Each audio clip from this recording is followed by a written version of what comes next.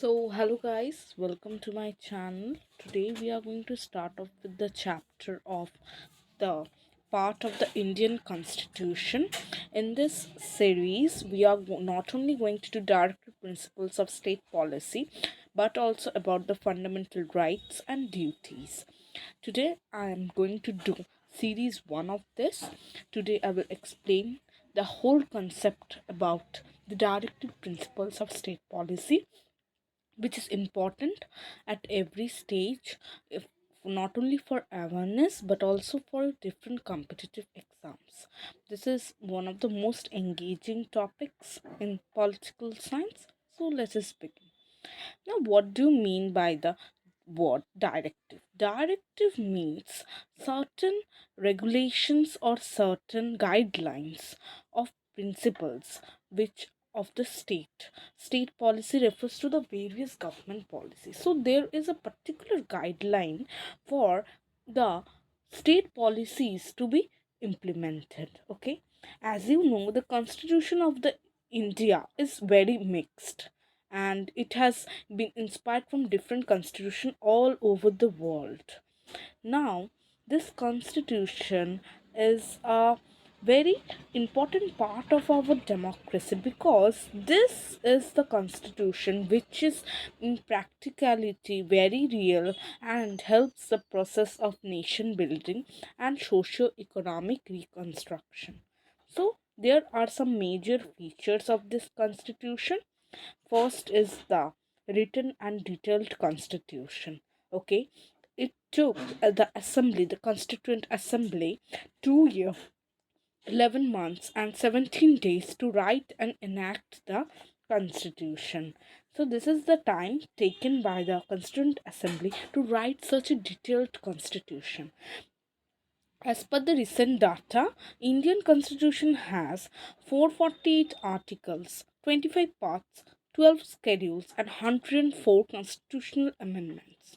Jennings describes this Constitution of India as the largest constitution in the world, and it's a written constitution.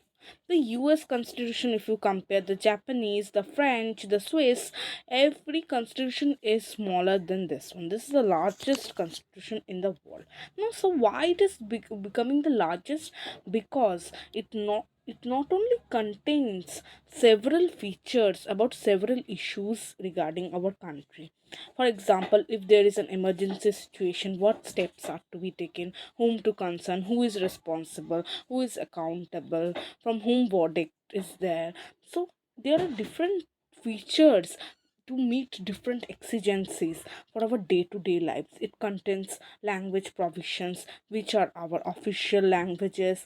It contains provision for the protection of scheduled caste and scheduled tribes, okay, and other backward classes, keeping in mind the socio-economic inequality in India and the rigid caste structure in India. So there are different provisions, okay, and it not only contains those things but also the fundamental rights, as well as the directive principles, as well as the how the relationship should be between the center and the state. Okay, next, the feature of the constitution is self-made and enacted constitution. Like, it was adopted by the Constituent Assembly, which was elected by the people. Okay, so the its first session of the Constituent Assembly, he was duly elected representatives from all different cultures, from different parties, from different religions. People came gathered to a conclusion and just conducted their session and passed some objectives. The objectives revolution, as it is said, was passed on 22nd January 1947. Okay, and the constitution was adopted when 26th November 1949. So it is a self-made constitution, it is a written constitution. Okay, keep in mind the preamble of the constitution is very important because it contains the philosophy of the constitution. As the preamble we know declares India as sovereign, which means free from any external or internal forces which subdues the democracy in our country. The socialist, which means believing in the socio-economic equality. Secular means holding religions as same. So there is also a difference between French secularism and Indian secularism. Okay, and it is a republic, it's a democracy and a welfare state. So this directive principles of state policy is a very important part of the concept of the welfare state, okay, for promoting fraternity, dignity of the individual and integrity of the nation as a whole. And as you know, in the Keshwananda Bharati case, the preamble was considered as the part of the constitution, and by the 42nd Amendment Act of 1979, India added in its preamble the words socialist, secular and integrity. Okay, integrity means brotherhood and respecting India in by upholding the rights of the people, or by talking about patriotism or respecting the national freedom fighters, and not damaging or ruining any public property. Now, India is a sovereign, secular, socialist, and democratic republic. Okay, and India is also part of the Commonwealth of Nations, that is under British, but that doesn't mean that India is a non-sovereign state. It is a sovereign state. Okay, by the 42nd Amendment, the term secular was incorporated in the preamble. It stated the nature that India gives no special status to no religion. As you can see, the Islamic countries, they have the word Islamic in their republic, so they that shows that that is a theocratic state. Okay, but India has adopted secularism, and under Articles 25 to 28, Constitution has granted the right to religious freedom to all citizens without any discrimination, as well as special provisions for the protection to minorities. Okay, and it also prohibits the state, doesn't allow, the forbids the state to interfere with the religious freedom of the citizens. They can have the right to have faith in a religion, they can change their religion, they can intermarry. Interreligious marriage is also allowed. India is a democratic state. That means people here hold equal political rights, even a vote matters. They, that means, what does it mean to say that Indians hold political rights? India is a democracy. That means that we not only have the right to vote, but the right to hold public offices, right to form political parties, right to oppose the government policies and work for the betterment of the people. So elections are held. Okay, be it midterm elections, by elections or general elections, these are necessarily be to be conducted through free, fair ways, so that democracy is protected in India and the verdict of the government remains in the hands of the people. Okay, the government derives its power from the people. Okay, that's very important to remember. As the government derives power from the people's mandate, they have to be responsible and accountable in nature. Okay, and India is a republic, which means India has an elected head who wields power for a short term, for a fixed term. Okay, it's 5 years. And sometimes some people say that, some people question the India being called a democracy, because they say that India is a member of the Commonwealth. So how India is accepting an elected head when the head of the Commonwealth is the British King and Queen? But it is just a courtesy arrangement to maintain the traditional friendship with other members of the Commonwealth. Okay, and the ex-colonies of the British Empire are also the part of Commonwealth. Okay, it's a friendly association, just like United Nation organization. Okay, so who is the sovereign head of the state? President. Okay, who is indirectly elected. India is a union of states. Article 1 of the Constitution declares that India, that is Bharat, shall be union of states. It describes that India is uh, both a unitary state as well as a federal state. Okay, India is not formed as a result of voluntary agreement of states among the states. Okay, it's holding together, not coming together way. And the constituent units like the states and the union territories have no right to leave the union of India. Okay, unlike America, which is an agreement of the 50 states, India was not an agreement. Okay, now there were many changes, reorganization of Indian states, and firstly at the time of independence there were different parts that the British left. Then we after the 1956 reorganization act and other acts, we divided India. Okay, and recently there are 28 states, 9 union territories.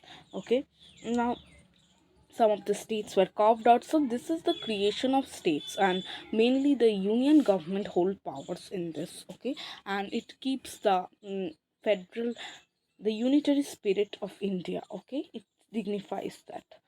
Now there are many states which are also wanting to separate from different states. Okay, like Gorkha land is a example.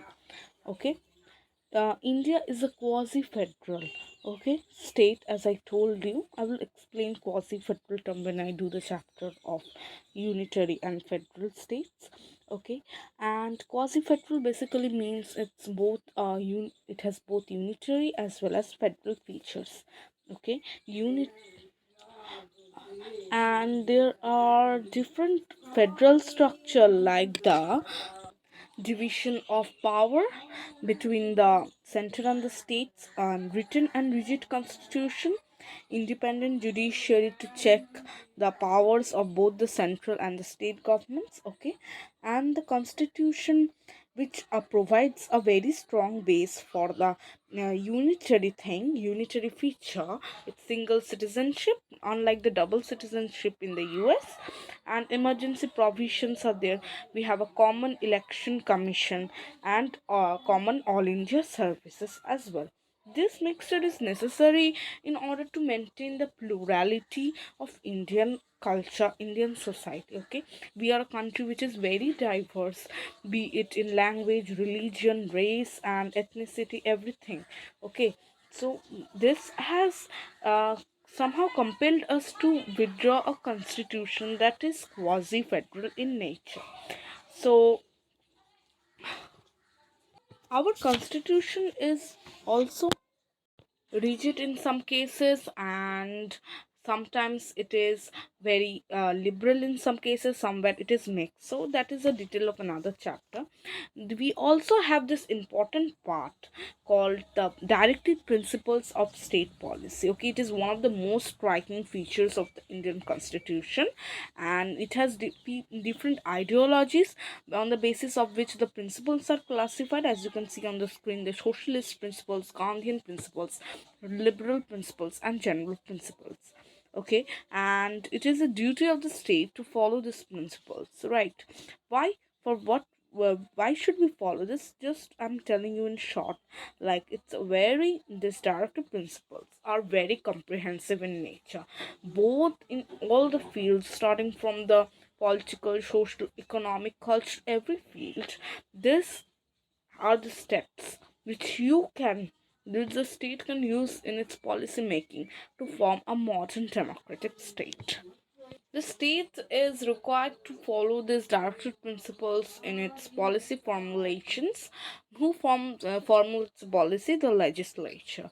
And who takes care that the policy is formulated? The executive. So you see, the two branches are very well attached or embedded in these directive principles of state policy. Okay, and what are the main features? Let's dive into the chapter more.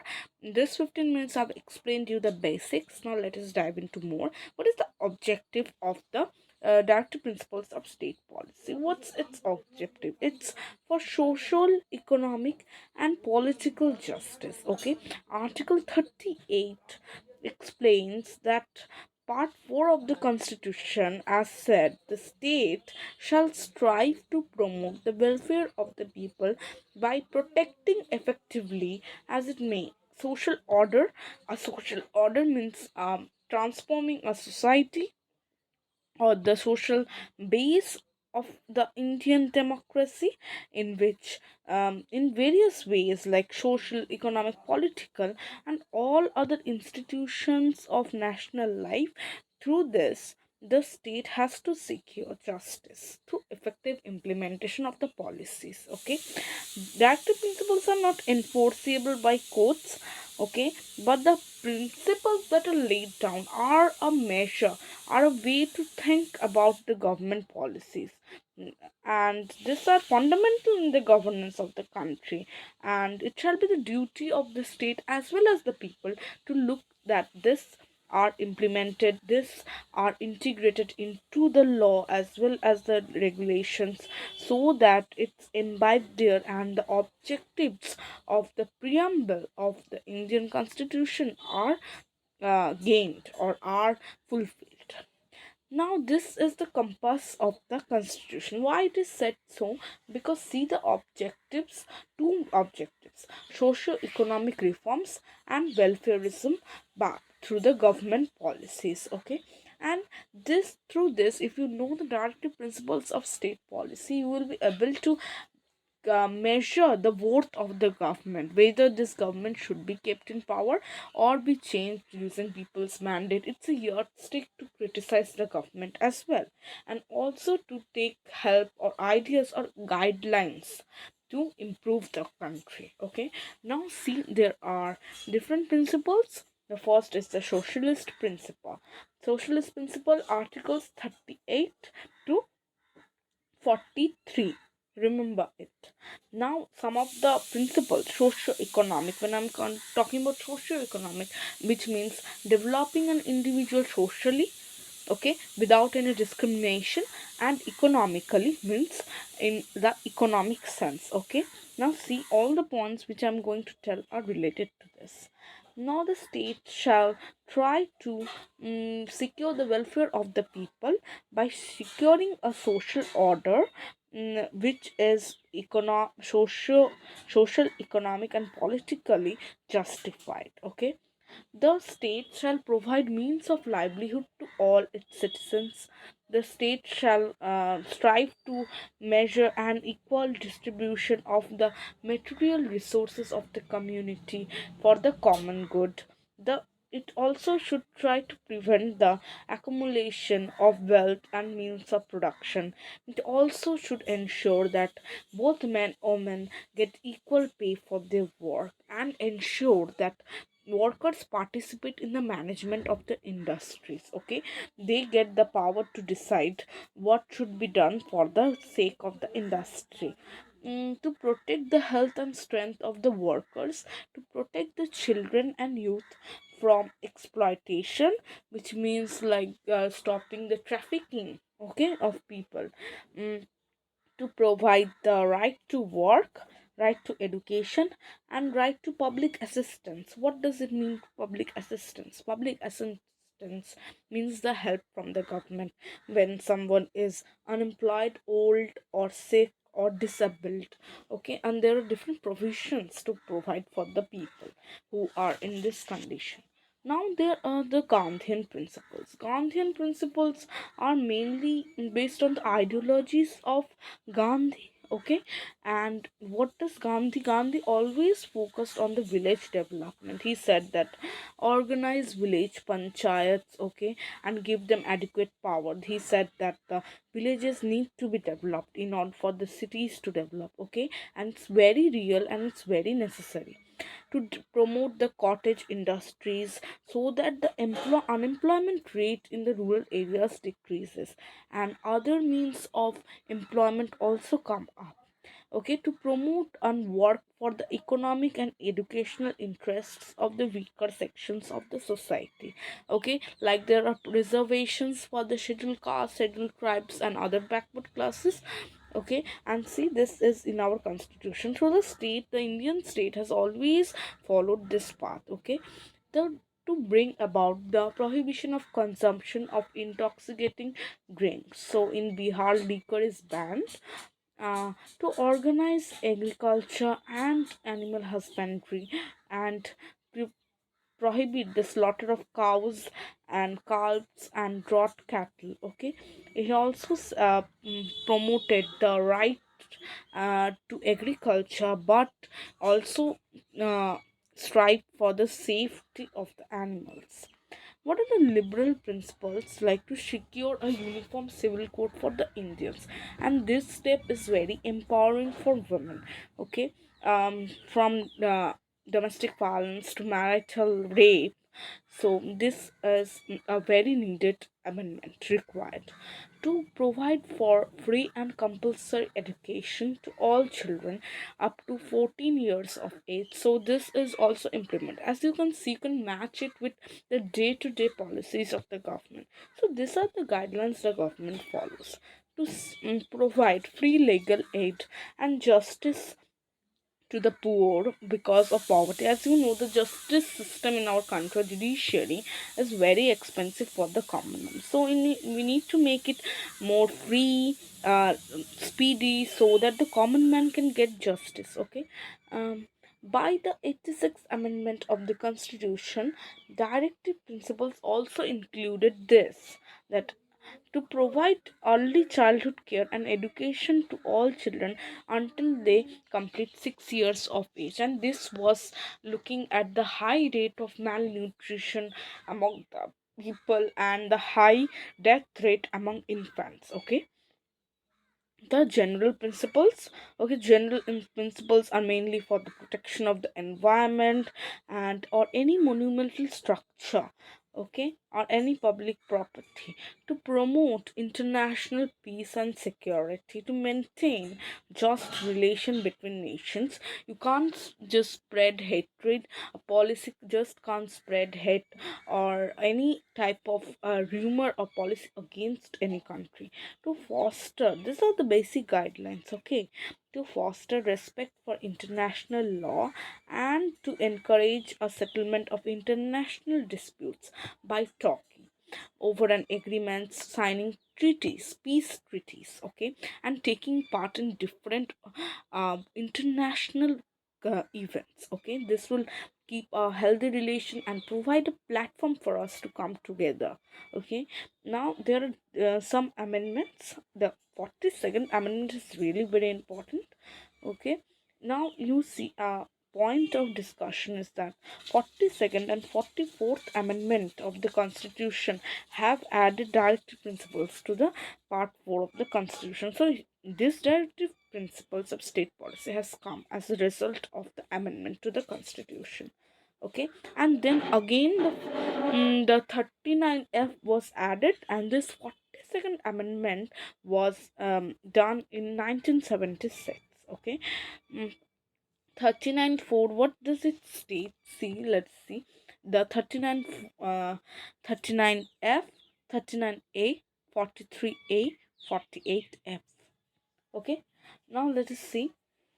This is about the 42nd Amendment. 39F states that the state shall strive its policy towards the children's opportunities in a healthy manner and condition of uh, freedom and dignity for protecting youth and children against material abandonment. Like someone who is abandoned and has not a shelter, okay, also has the right to live. Okay, now the state shall take responsibility that the children are not exploited, be it sexually or economically, or you can see child labor. So the state has to develop these opportunities for the children to strive. Okay, now it is 39A. It states that the operation of the legal system should promote justice, provide free legal aid to the poor and other disabled citizens. Okay, to the economically backward sections of the society who are in need, who are the most exploited section, need the justice, and they cannot wait for long trials, lengthy trials, and expensive ones, right? So 43A also states the participation of worker, talks about the rights of the workers in the management of the industries or the establishment, or by that case any organization. Okay, 48A states that the state shall endeavor to improve the environment and protect the forest and wildlife of the country. Now we told about two amendments. We also have the 44th amendment, which states under this clause, Article 38, Clause 2. Okay, Article 38, Clause 2 states many things, many points. First point is the state shall strive to minimize the inequalities in income, and that what we have told in the socialist principles. Okay, to eliminate inequalities in opportunities and facilities. Okay, and not only among individuals but also amongst different groups of people residing in different areas and engaged in different vocations. And we not only need to see, we need to spread this equality across caste, class, religion, and other, wherever you are in the country, you should be getting the help from the state, so that there is no concentration of power in the hands of a particular individual, okay, or a group of individuals. Okay, the state has a duty to maintain that, and this is one of the guidelines the state formulates while executing its policies. Now we come to the part that what has the state done to implement this policy. As I've told, these are the basic guidelines. Let us take some examples. The abolition of zamindari system and introduction of land reforms. Okay, now this is a step. Number two, revamping of urban and rural local self-government institution. As I've told in the Gandhian principle, that the about the village panchayats, this have been done. Okay, by the 73rd and 74th amendment. As you know, the uh, urban and local government institutions have been given adequate powers, authority, funds. Okay, and there has been an improvement, okay, in their powers. Okay, uh, now, third, special protection of the interests of the weaker sections of the society. The state has taken steps to provide educational and health facilities to the persons belonging to the weaker section of the society. As I've said, that the state shall strive to decrease the inequalities, so the state has to provide free facilities, whether it's in the legal space or in the medical space or in the educational space, because everyone has the right. And now there has been the benefit of reservations to various classes and minorities, and also to women. Okay, now we have also learned about the protection of women and children. Okay, as I've talked about the uniform civil code. So what has the state done? See these policies: the dowry provision act of 1961, and Sita of 1956. What's the full form of Sita? Write down in the comment section. The Criminal Law Amendment Act. Okay, it's for the punishment of rape. And indecent representation of women means, denigration of women in photographs or films. Okay, and the provision for equal wages for equal work, which is also a socialist principle, has been a part of the policy of the government. Labor legislation, for example, the Ma Factories Act, which include the Minimum Factories Act 1948, the Maternity Benefit Act, which has been, many provisions are there for the protection of the workers. What are the protection they will get? Health accident benefits, hours of work, fixed hours of work, provident fund, pension, gratuity benefits, health insurance, and other schemes. Okay, mm, the state must provide. Okay, this has been passed by law. So there is also the All India Khadi and Village Industries Board, Small Scale Industries Board, Handicraft and Handloom Industries Board. This have been formed to promote or encourage small scale and cottage industries. Okay, so this will also help in uh, satisfying the principles, the socialist principles, right? Free and compulsory education, as we know by the 86th Amendment Act, Article 45, as I've told, that the state shall endeavor to provide early childhood care until 6 years of age. Okay, and steps towards the raising of living standards and decreasing the amount of inequalities in the society. How we can do so? By community development programs, okay, national rural development programs, in Mahatma Gandhi National Rural Employment Guarantee Act. This act is also a living example of the um, action of the state to aim at better housing, better sanitation, better civic um, facilities, and also give people the right to work. There has also been the abolition of bonded labor. Okay, now nationalization of the industries, and also heralding that the state owned industries will bring about development in our country, and bringing some major industries in the public sector is also a plan with the vision to make everything more equal, and to provide facilities to the people at lower prices. Planning has also been a part. There have been many year plans still ongoing date, the 6th year plan, 7th year plan, and now we have the Niti Aayog. Okay, they have been planning long term goals and keeping in mind the directive principles of state policy. The legal reforms, like there has been a system of lok adalats, PIL. Okay, and there are different human rights commission in our country to protect the rights of the people. Okay, now, India in the foreign relations, as we say, the diplomatic or the soft power of the country is concerned, India has signed the adopted the punch shield and non-alignment as the fundamental features. That means India has to promote the friendship and cooperation with all states. There should be a peaceful resolution of all the conflicts. Okay, this is the India's foreign policy principle. Okay, and there has also been decreasing the, how can you decrease the inequality? Okay, how can you with adult education, women education, okay, with different types of schools like night schools for laborers, workers who know to make them more aware of their rights, right? In 2012, an interesting fact, the Constitution 97th Amendment Act was passed to give the people the right, the fundamental right to freedom of organizing their cooperative societies and associations. So this has also led to the cooperative movement in the whole country. Okay, coming together, okay, is a success. Together we succeed, right? Now let us come to the critical evaluation of the directive principles of state policy.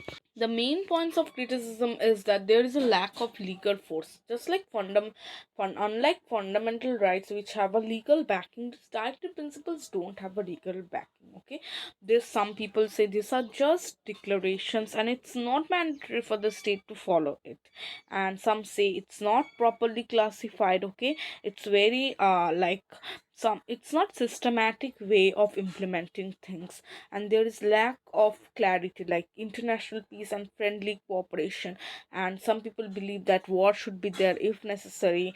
So this is very not clarified in the uh, directive principles, that how this international peace should be managed.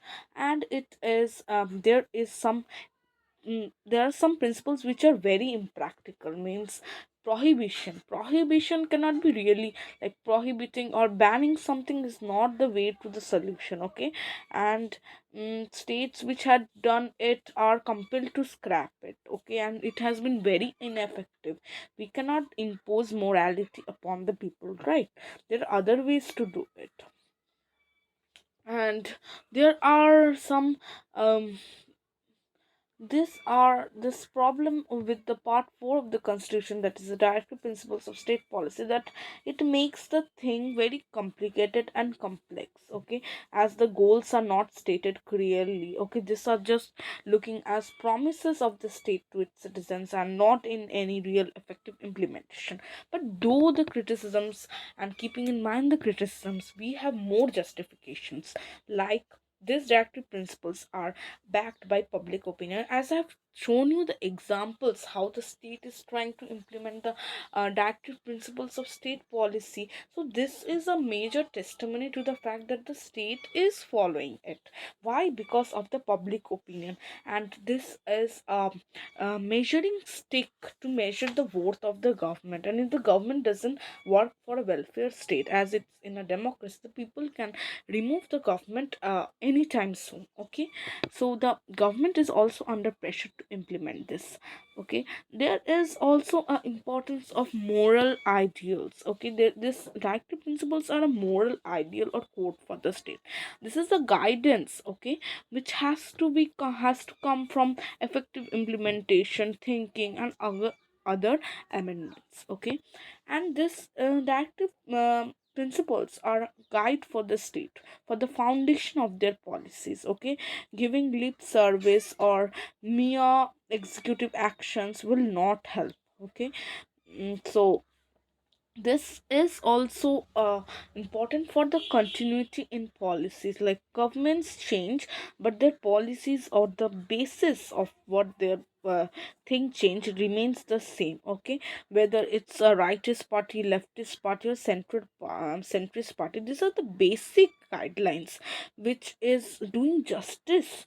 Okay, have to exercise this in lawmaking as the executive power of the state. Okay, directive principles are supplementary to the fundamental rights. Okay, this help in maintaining people in the belief that they are responsible citizens of the country. Okay, directive principles establish the socio-economic equality, but it also upholds the fundamental rights and democracy in the country. Okay.